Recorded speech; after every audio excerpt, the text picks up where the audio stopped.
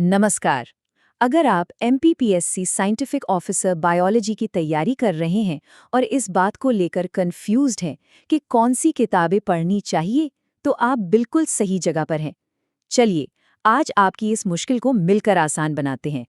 देखिए, किसी भी एग्जाम की तैयारी में सबसे बड़ा सवाल तो यही होता है, पढ़ें तो पढ़ें क्या?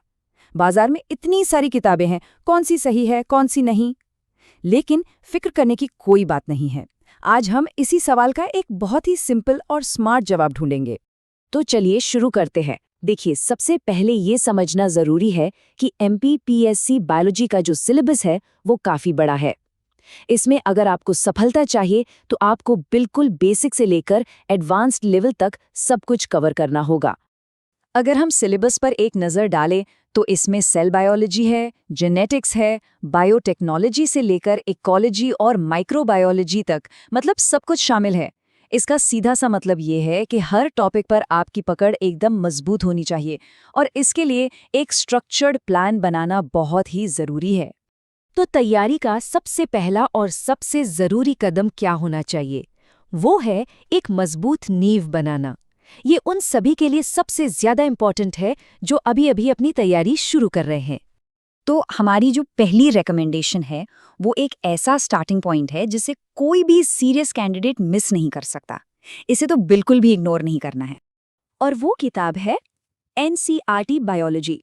जी हाँ, क्लास 11th और 12th की एनसीईआरटी आपकी फाउंडेशन बनाती है। अगर आप एक बिगिनर हैं, तो सबसे पहले एनसीईआरटी को लाइन बाय लाइन पढ़ना शुरू कीजिए। इसी बेस पर आपकी आगे की पूरी तैयारी टिकी होगी। तो एक बात याद रखिए, एनसीईआरटी इज अ मस्ट। अच्छा, एक बार जब आपका बेस एकदम मजबूत हो जाए, तो अगला कदम है अपनी नॉलेज को और गहरा करना।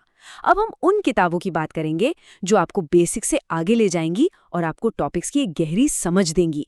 यहाँ हमारा लक्ष्य सिर्फ फैक्ट्स जानना नहीं है, बल्कि कॉन्सेप्ट्स की एक डिटेल्ड समझ और थ्योरी पर एक मजबूत पकड़ बनाना है। और इसके लिए एक ऐसी किताब की ज़रूरत है जो सब्जेक्ट के अंदर तक जाए। और इस काम के लिए ट्रूमैन्स बायोलॉजी एक बहुत ही बेहतरीन ऑप्शन है। ये किताब कॉन्सेप्ट्स को बहुत ज़्यादा विस्तार से समझाती है और एक मजबूत थ्योरेटिकल आधार बनाने में आपकी मदद करती है। अगर किसी को गहराई से पढ़ाई करनी है, तो ये किताब बहुत काम की है। ये एनसीईआरटी के बाद एक लॉजिकल अगला कदम है। अब देखिए, कुछ टॉपिक्स ऐसे हैं जैसे बायोटेक्नोलॉजी, जेनेटिक्स और इकोलॉजी, जिन पे स्पेशल फोकस चाहिए। एडवांस्ड कॉन्सेप्ट्स के लिए यू सत्यनारायणा की बायोटेक्नोलॉजी ज़रूर पढ़ें। ये मुश्किल टॉपिक्स को भी आसान बना देती है। और इकोलॉजी एनवायरनमेंट के लिए पीडी शर्मा की किताब बेस्ट है, क्योंकि इसमें आपको बिल्कुल एग्जाम ओरिएंटेड कंटेंट मिलता है। ठीक है, तो अब तक हमने नॉलेज लेने की बात की, लेकिन एग्जाम में सिर्फ पढ़ते रहना ही काफ़ी नहीं होता। अब बात करते हैं सबसे इम्पोर्टेंट स्टेप की, जो कुछ भी सीखा है उसे अप्लाई करने की, यानी कि प्रैक्टिस की। ये बात हमेशा याद रखनी है। कॉन्सेप्ट्स के बाद एप्लीकेशन आता है। जब तक आप प्रैक्टिस क्वेश्चन सॉल्व नहीं करेंगे, तब तक ये पता ही नहीं चलेगा कि आपकी समझ कितनी गहरी है। और इसी से आपको एग्जाम का प्रेशर हैंडल करने की आदत भी बनती है। प्रैक्टिस के लिए ऑब्जेक्टिव बायोलॉजी बाय दिनेश एक बहुत ज़रूरी किताब है। इसमें प्रैक्टिस क्वेश्चंस का एक बहुत बड़ा बैंक है, जो कॉन्सेप्ट्स पढ़ने के बाद यूज़ करने के लिए सबसे अच्छा है।